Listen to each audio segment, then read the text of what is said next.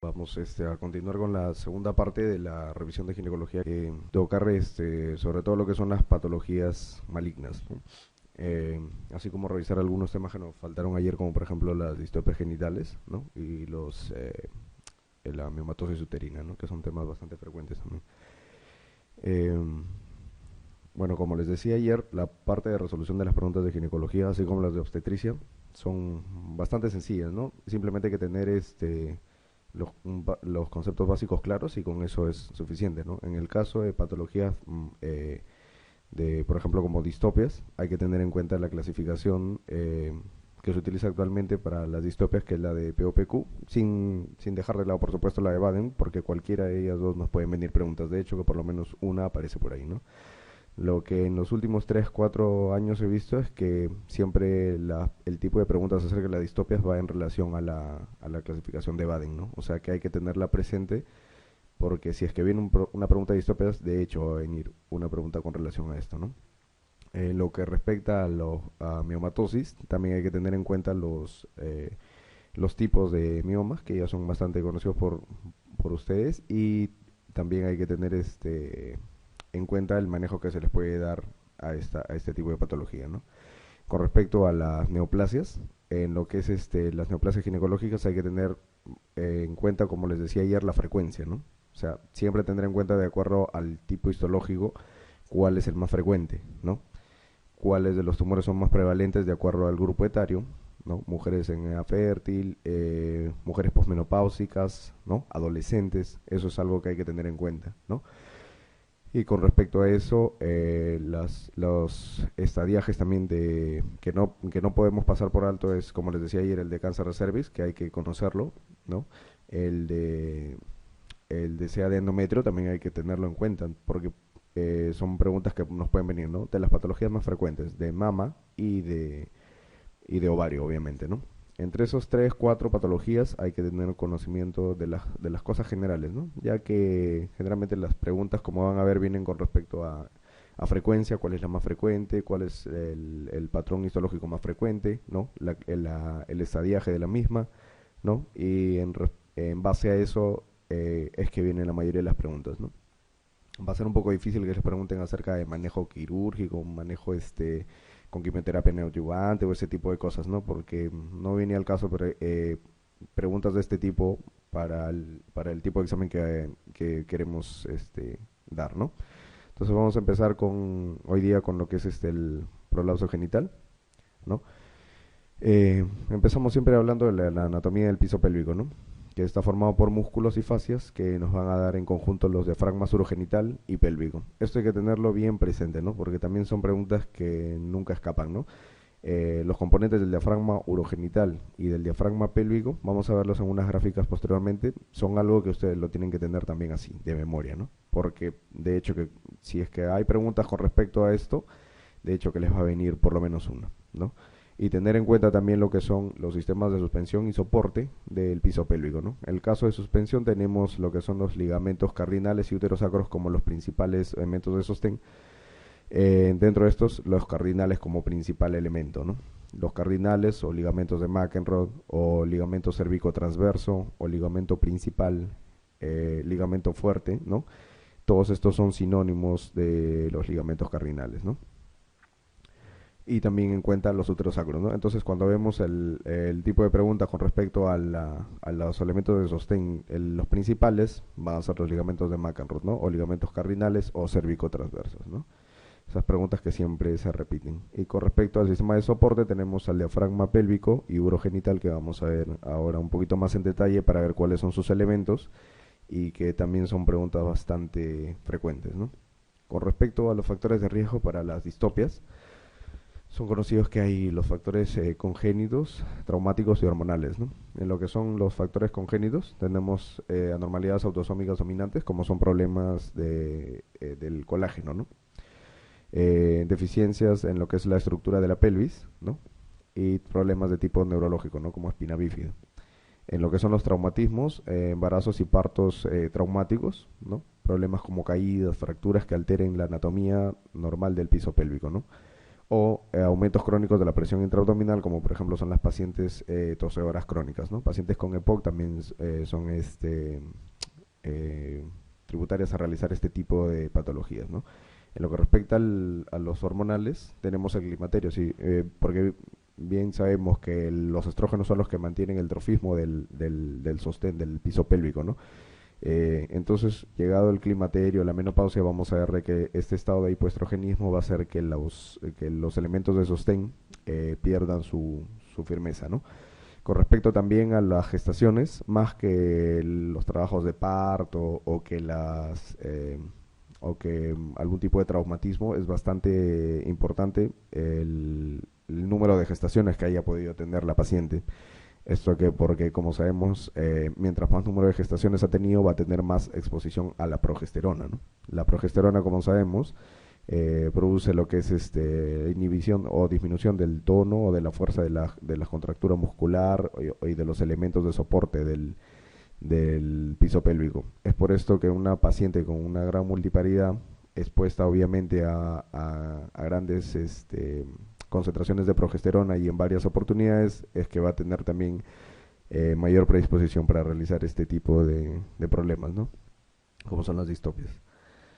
Aquí tenemos una vista general de lo que son eh, los elementos anatómicos, ¿no? Ya son bastante conocidos este gráfico, creo que lo conocemos todos, ¿no? El cuerpo uterino, el ligamento uterovárico, el ovario, el ligamento infundíbulo pélvico, obviamente la trompa, donde está la fimbria, ¿no? Y obviamente el ligamento ancho y los uréteres, ¿no? Que ya son elementos que ustedes conocen ya bastante, ¿no? La fascia endopélvica es un elemento también que viene bastante en lo que son las preguntas para el residentado, ¿no? En ella hay que tener por qué elementos está constituida, ¿no? Son 6 engrosamientos faciales donde tenemos tres pares de ligamentos, ¿no? Los ligamentos pubovesico-vaginales, que son anteriores, dos ligamentos úterosacros, que son los posteriores, y dos ligamentos cardinales, principales, cérvico-transverso o de McEnroe, que son los que hemos hablado hace un momento, ¿no? Aquí también otro elemento que, como les refería, viene bastante en las preguntas, es el diafragma pélvico, ¿no? Cuando ustedes le salen del diafragma pélvico, es el elemento que sostiene las estructuras pélvicas y por donde pasan la uretra, la vagina y el recto. Aquí hay que hacer hincapié en los músculos elevadores del ano, ya que los músculos elevadores del ano están compuestos por tres, ¿no? Por tres músculos o tres componentes, ¿no? Uno que es el iliococcigio, otro que es el pubococcigio y el tercero que es el pubo rectal, ¿no? No entra, eso sí, no entra dentro de los componentes del elevador del ano el isquiococcigio, por si acaso, ¿no? Hay varias preguntas donde de repente ustedes van a ver que dan como respuesta que son estos cuatro músculos, pero no es así, ¿no? El diafragma pélvico y dentro de los músculos del elevador del ano solo tienen tres componentes: el iliococcigio, el pubococcigio y el pubo rectal, ¿ok? Así que el isquiococcigio no tiene nada que hacer como elemento formador de los músculos elevadores del ano. Aquí tenemos un gráfico que más adelante lo vamos a ver un poco más detallado, donde tenemos el diafragma pélvico, donde están principalmente los músculos elevadores del ano, y el diafragma urogenital, el cual vamos a pasar a describir a continuación, ¿no? El diafragma pélvico, como ya les refería, sus tres componentes principales de los músculos elevadores del ano son el pubo rectal, son las fibras que se ven acá, ¿no? El pubo rectal, el pubo coccigio y el iliococcigio, ¿no? Estos tres elementos son los principales elementos que forman el músculo elevador del ano y como parte proporcionan el sostén a los elementos que se encuentran dentro del piso pélvico, ¿no? Y con respecto al diafragma urogenital, que es toda la parte anterior que observamos en esta figura, vamos a tener dos tipos de preguntas aquí, ¿no? Unas que son los componentes del diafragma urogenital, donde vamos a ver que en primer lugar está el músculo bulbo cavernoso, que es este músculo que vemos acá y que va a inserción hacia los cuerpos cavernosos del clítoris, es por eso que la terminología de cavernoso, y en el centro se inserta en el tendón central, ¿no? Del músculo transverso. Luego tenemos el músculo isquiocavernoso, que va desde los isquiones, ¿no? También hacia lo que es los cuerpos cavernosos de la base en el clítoris, ¿no? Y el músculo transverso del periné, ¿no? Donde tenemos el músculo transverso superficial del periné y el profundo o músculo de Guthrie, ¿no? También estábamos acá como componente el esfínter externo del ano. Como les decía, aparte de estas preguntas de cuáles son los componentes del diafragma urogenital, donde tenemos que saber y de memoria que es el músculo bulbocavernoso, el isquiocavernoso y los transversos del periné, existen también algunos tipos de preguntas donde vemos cuáles son los músculos que son cortados en las episiotomías mediolaterales, ¿no? Entonces, cuando nos vengan este tipo de preguntas, hay que tener bastante en cuenta que la episiotomía mediolateral hace sección del músculo bulbocavernoso, que es este de acá que ya lo hemos descrito, y el músculo transverso superficial del periné, ¿no? Que es este de acá. Entonces, cuando nosotros tengamos preguntas de ese tipo, pueden ser dos las alternativas, ¿no? O los elementos del diafragma urogenital, o puede ir en base a de cuáles son los elementos que se cortan o que son seccionados en una episiotomía mediolateral. Entonces, para eso nos sirve esta imagen. Y luego, hablando ya de los problemas de distopias y de prolapsos en sí, tenemos que está dividido en tres compartimentos, ¿no? El compartimento anterior, que está compuesto por lo que es la vejiga y la uretra, ¿no? Que están acá con otro color. En el compartimento medio, donde tenemos el útero o la cúpula vaginal, en caso de que sea una paciente ya histerectomizada, ¿no? Que está también resaltado en otro color. Y el compartimento posterior, que nos hace referencia a lo que es el recto o el intestino o fondo de saco Douglas en este caso, que ya vamos a ver para qué nos sirve en el momento de realizar una clasificación de POPQ, para ver en qué nos sirve saber o no si la paciente es histerectomizada o no, ¿no? Porque también son preguntas que pueden venir en este caso, ¿no? Si es que nos guiamos de los grados de prolapso que dio Baden, que están de acuerdo a Baden del año 1976, vamos a tener que hay 4 grados, ¿no? Que son bastante frecuentes que vengan estas preguntas, ¿no? El grado 1 es un descenso que se encuentra entre su posición normal, es decir, sin prolapso, y hasta el introito o el nivel de las carúnculas, ¿no? Es decir, no sobrepasa el introito, pero tampoco llega a este. El grado 2 es el descenso hasta el nivel del introito sin llegar a cruzarlo, ¿no es así? El grado 3, que ya es un descenso por fuera del nivel del introito, y el grado 4, que ya conocemos que es un prolapso total, ¿no? Por fuera del plano vulvar, ¿no? Aquí lo que les decía, esto es un esquema sencillo. Yo les recomiendo que cuando les venga un problema acerca de este tipo de distopias y clasificarlo y poner el grado de distopia de acuerdo al sistema de POPQ, ¿no? Que es sencillo, hagan este cuadro que está aquí, ¿no? Es un cuadro de 3x3, ¿no? Entonces, 2 líneas verticales, 2 líneas transversas, y van a colocar estos puntos que están escritos aquí, ¿no? El punto A, BA, punto C, que ahorita vamos a ver qué cosa son, el hiato genital o GH, el cuerpo perineal o CP, y la longitud total de vagina. En base a la longitud total de vagina es que nosotros vamos a hacer la medición de los prolapsos, ¿no? Para ir graduándolos, como ya vamos a ver, ¿no? Y en la parte inferior vamos a colocar AP, BP y D. Antes de que me olvide esta parte, hay que recordar que la parte D corresponde al fondo de saco de Douglas, y que en pacientes histerectomizadas este punto no se va a encontrar presente, ¿no? Entonces, cuando a ustedes les venga un problema de tipo de distopia, ¿no? Y les hagan descripción acerca de dónde están los puntos, ¿no? El A, B, A, que ahora vamos a ver a qué corresponden, y les coloquen o no les coloquen el D o simplemente una raya, nos está haciendo alusión de que esta paciente es histerectomizada, ¿no? Entonces, ahora vamos a ver a qué corresponde cada punto, ¿no? El punto A, ¿no? Corresponde a la unión uretrovesical, ¿no? Al repliegue uretrovesical. Este repliegue se encuentra a 3 centímetros del meato uretral, es decir, hacia la pared anterior de la vagina, ¿no? Y corresponde al punto A, ¿no? Entonces, punto A 3 centímetros del meato uretral, y corresponde a la unión o repliegue uretrovesical, ¿no? Entonces, si nosotros vamos a tomar las carúnculas como nivel 0, porque es así como lo vamos a hacer, todo lo que esté por sobre las carúnculas, que es el nivel cero, es decir, hacia adentro, hacia la vagina, va a ser considerado con el signo menos. Y todo lo que esté por fuera de la vagina, es decir, hacia abajo, va a ser considerado con el signo más. Entonces, la posición normal de este punto A es a 3 centímetros del meato uretral. Entonces, si es hacia adentro o hacia arriba, le corresponde el menos 3, ¿no? Que es su posición normal. Siempre que hablemos del compartimiento anterior, vamos a ver que los puntos que se encuentran en el compartimiento posterior o en la pared posterior van a ser una imagen en espejo, ¿no? Mientras que este está a 3 centímetros por sobre el meato uretral, esta también se va a encontrar por encima de 3 centímetros del himen, ¿no? O en este caso las carúnculas. Sobre la línea en la pared posterior. Es una imagen en espejo la A con respecto de AP, ¿no? Es decir, se encuentra al mismo nivel, pero este en pared anterior y este en pared posterior, ¿no? En lo que respecta al BA, es la porción más distal o la porción que más se puede visualizar, que corresponde a la pared vaginal anterior, ¿no? Entonces, aquí vemos, por ejemplo, el punto A, ubicábamos el meato y a 3 centímetros por sobre este está el punto A, ¿no?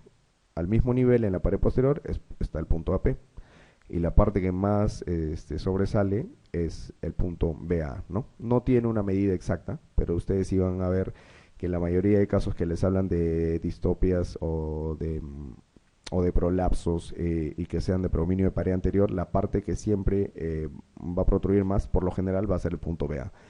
Si lo trasladamos así o se lo extrapolamos hacia lo que es el perfil de Baden, vamos a ver que el punto A correspondería a lo que es el uretrocele y al punto BA va a corresponder a lo que es el cistocele, ¿no? Por así decirlo. El tercer punto que vemos acá corresponde al labio anterior del cervix, ¿no? Si es que la paciente es histerectomizada, la correspondencia de este punto se hace con la cúpula vaginal, ¿ok? Y los demás puntos, vamos a ver, el AP, habíamos dicho que es un punto en imagen del A, y el BP también es un punto en imagen, o en espejo, perdón, de la pared anterior del BA. Y el fondo de saco de Douglas, que lo vamos a ver acá, ¿no? Y que, como ya les decía, cuando son pacientes histerectomizadas no se toma en consideración este punto, ¿no? O se coloca una X o un guión, ¿no? No se considera. Lo que les decía es que todo esto es en base o los grados que se van a realizar va a ser en base a la longitud total de vagina, ¿no? Que es esto de acá. La longitud total de vagina se puede medir de manera práctica con un hisopo o con una espátula que esté con centímetros, ¿no? Guiada con centímetros. Se hace la medición desde las carúnculas hasta el fondo del saco y ese tamaño que se obtiene va a ser nuestra guía, ¿no? Y como les decía, en este cuadro de 3×3 lo colocamos en la segunda fila, en la tercera columna, ¿no? La longitud total de vagina. Y luego completamos el cuerpo perineal y el hiato genital. El hiato genital que va a ir desde la uretra hasta la parte posterior donde terminan las carúnculas himeneales, ¿no? Y el cuerpo perineal que va a ir desde donde terminan las carúnculas, nivel posterior, hacia lo que va a ser la mitad del ano, ¿no? Entonces, esto es el cuerpo perineal y este es el hiato genital. En este cuadro de 3×3, una vez que armamos nuestro cuadro, podemos ir posteriormente viendo cómo vamos a colocar nuestros puntos según cómo nos lo vayan presentando, ¿no? Pero el grado se realiza, como les decía, en base a la longitud total de vagina, ¿no? Entonces vamos a ver acá que, aparte de los 4 grados que hay allá, colocamos el estadio o grado 0, ¿no? Donde no se muestra prolapso y los puntos A y B, ya sean anteriores o posteriores, están a menos 3 centímetros. Es decir, 3 centímetros por encima de las carúnculas himeneales. Es decir, no va a haber prolapso, ¿no? Luego de esto ya vamos a empezar lo que son los prolapsos ya en sí, ¿no? En el grado 1, la porción más distal del prolapso está a 1 centímetro por encima de las carúnculas himeneales. Es decir, su punto va a ser, si tomamos como referencia las carúnculas 0, va a ser -1. Entonces el grado 1 del prolapso va a llegar hasta -1, ¿cierto? El grado 2 es sencillo, desde donde nos quedamos, -1 hasta +1, ¿no? Es decir, la porción más distal del prolapso se encuentra a no más de 1 centímetro por fuera o por debajo de las carúnculas himeneales, ¿no? Es decir, +1. Este es el grado 2. Y el grado 3, la porción más distal del prolapso, y es aquí donde nos empieza a servir la longitud total de vagina también, para los grados, es la longitud total de vagina, pongámosle un ejemplo, 8, menos 2 son 6, ¿no? Es decir, que la porción más distal del prolapso se va a encontrar por fuera a más de 1 centímetro, pero como máximo hasta la longitud total de vagina, menos 2 centímetros. Y en el grado 4, la porción más distal o la parte que más prolapsa va a ser la longitud total de vagina menos 2 centímetros, a partir de ahí hacia afuera, ¿no? Entonces, yo creo que esto es algo que vamos a... Aquí tenemos un ejemplo, por ejemplo. Entonces, tenemos acá el cuadro que hemos armado de 3 por 3, como les decía. Y el grado siempre de distopia o el nombre de la distopia siempre se coloca en base a la parte que más prolapsa, ¿no? Porque en una paciente puede haber más de un órgano o más de una zona que prolapse, ¿no? Pero siempre la parte que tiene mayor prolapso es la que nos va a definir el grado del que estamos hablando, ¿no? Entonces en este caso trazamos la tabla de 3 por 3 como habíamos quedado inicialmente. Por lo del cuerpo perineal, hiato genital y longitud total de vagina, no hay mayor preocupación porque son datos que nos tienen que dar, ¿no? Así que con respecto a esto no hay problema, ¿no? Lo que tenemos que hacer es valorar estos puntos y de acuerdo a eso vamos a ver lo sencillo que es, ¿no? Entonces en el punto A y en el punto BA dijimos de que el nivel normal es 3 centímetros por encima de las carúnculas himeneales, ¿no es así? Entonces eso implica de que estas partes no tienen alteración, ¿no? No hay prolapso ni del punto A o BA que corresponderían a lo que es el cistocele en el caso del BA, ¿no? Entonces no hay uretro cistocele, no hay, ¿no? El punto C, acordamos de que era el labio anterior del cervix, ¿no es así? Pero en este caso, en la imagen nos muestra de que no hay útero, no hay cervix, entonces estamos hablando de una paciente histerectomizada, ¿cierto? Pero dijimos de que si es una paciente histerectomizada, el punto C, al no estar el labio anterior del cervix, es tomado por la cúpula vaginal, ¿no es así? Entonces, en este caso, por más que la paciente sea histerectomizada, el punto C está representado por la cúpula vaginal en este caso. Los datos adicionales que nos da, por ejemplo, esta imagen es el hiato genital, que como ya hablamos, es que va desde el meato uretral hasta lo que es la parte posterior de las carúnculas himeneales, y el cuerpo perineal, que va desde este punto posterior de las carúnculas himeneales hasta la zona del ano, ¿no? Entonces, y la longitud total de vagina, que también son datos que nos tienen que dar, ¿no? Y con respecto a los puntos AP y BP, si nos muestra la imagen que el AP está por 2 centímetros por fuera de las carúnculas himeneales, que es nuestro cero, ¿no? Y el punto BP está 5 centímetros por fuera de las carúnculas himeneales, ¿no? Entonces, como hablamos de una paciente histerectomizada, en este cuadro se representa con una X o con un guión la ausencia del punto D, o que es representado por el fondo de sacoducto, ¿no es así? Entonces, como les decía, esta paciente tiene una longitud total de vagina, ¿no? De 8 centímetros. Si es que le restamos 2 centímetros, va a ser 6 centímetros, ¿no es así? Entonces, ¿ante qué grado de distopia estaríamos en este caso? Si hemos dicho que el grado 2 es desde menos 1 hasta más 1, y el grado 3 es desde más 1 hasta longitud total de vagina menos 2, que en este caso sería 6, ¿no? Entonces, en este caso estaríamos desde más 1, ¿no? Hasta 6, ¿no es así? Porque nuestro punto que más prolapsa, que es el BP, está a más 5, ¿no? Entonces, en este caso, es una distopia genital de grado 3, ¿no es así? Y se coloca el punto que es el que está más prolapsado, ¿no? En BP. ¿Y por qué sistema lo estás haciendo, no? Por el POPQ, ¿no? Entonces, como les digo, muchas veces cuando revisamos esto no le tomas mucha importancia, pero si ustedes se han dado cuenta en los últimos 3, 4 años, siempre está cayendo una de estas preguntas, ¿no? Entonces, para que vean lo sencillo que es simplemente hacer nuestro cuadro de 3 por 3, eso sí, háganlo, para que no se confundan. Un cuadro de 3 por 3 con las letras A adelante, las letras P en la pared posterior, colocar los datos que nos dan y en base a eso ir armando nuestra tabla, ¿no? ¿Quedó claro aquí? ¿Tienen alguna duda? O porque esto es algo sí que he visto bastante frecuente. No sé si tienen alguna duda con respecto a esto o quedó claro. ¿Sí? ¿No? ¿Me decías? Ya, mira. La idea de esto es hacer un cuadro de 3x3, ¿no? Hasta ahí todos claro, ¿no? ¿No es así? Entonces armamos un cuadro de 3x3, ¿no? Le trazamos dos líneas verticales y dos líneas horizontales. Eh, Creo que por acá hay un...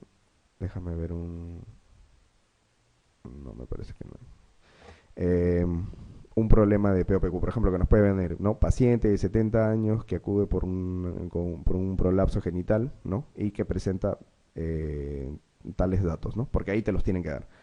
Lo que sí es anotar en el orden en que está aquí, anotar esto es importantísimo para no poder perdernos, ¿no?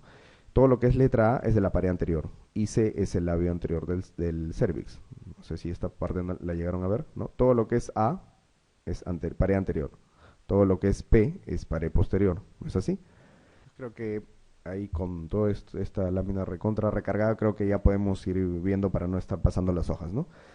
Entonces, como les decía, todo lo que es lo esencial, cuando te viene un problema y te dicen qué grado de prolapso tiene por POPQ, armas tu cuadro de 3x3, ¿no? 3x3, ¿no? Tienes tu imagen mental ya que las letras minúsculas se refieren a la pared anterior. Entonces todo lo que va en la pared anterior va arriba, ¿no? Primero el pliegue o unión uretrovesical, que está a 3 centímetros por encima las carúnculas, perdón, del meato, entonces es -3. Esto está normal, ¿no? Está en su punto. El punto BA, también que como les digo corresponde a lo que sería un cistocele si es que lo extrapolamos a Baden, también está en -3. Y el punto C que nos refiere al labio anterior del cervix, ¿no? Entonces hasta ahí nos ubicamos con la primera fila, ¿cierto? ¿Hasta ahí está claro? Sí, ¿no? Entonces, hasta ahí todo lo que es la primera fila, todo lo que es pared anterior. Luego vamos a pared posterior. Entonces, en pared posterior vamos a tener las imágenes en espejo de A y de B. Entonces, pero con el sufijo P, ¿no? AP, que está en imagen en espejo con A, y BP, imagen en espejo con B, ¿no? Y la D, que es el fondo de saco de Douglas, ¿no? Que como ya les decía, cuando es paciente histerectomizada, este fondo de saco de Douglas va a aparecer en el gráfico como una raya o como una X, ¿no? Es decir, que es una paciente histerectomizada.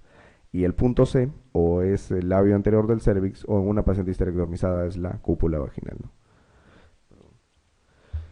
Eh, entonces, nos dan los datos de la paciente, ¿no? Paciente de tantos años, con problema de distopia, con los siguientes datos, ¿no? Longitud total de vagina en 8 nos dicen, o en 6 o el número que nos den. Entonces, en la segunda fila anotamos el hiato genital, que es como les decía, desde el meato hasta donde terminan las carúnculas, en la porción más posterior, el cuerpo perineal que va la parte más posterior de las carúnculas, o sea, lo que es el margen del ano.